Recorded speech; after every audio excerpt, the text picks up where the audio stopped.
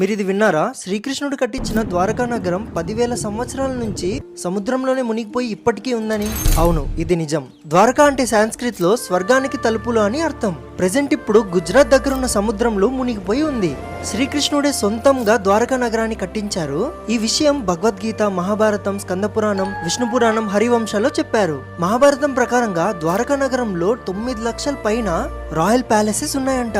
ఆ ప్యాలెసెస్ మొత్తం gold, silver మరియు వజ్రాలతో కట్టించారు. 2002లో సైంటిస్టులు సముద్రం కింద పరీక్షించగా సముద్రం లోపల నుంచి హైలీ అడ్వాన్స్ ఉన్న నగరాన్ని గమనించారు. అక్కడ వాళ్ళకి దొరికిన వస్తువులను, రాళ్లను కార్బన్ డేటింగ్ చేశారు. వాటి వయసు ఎంత ఉండొచ్చో తెలుసుకున్నారు.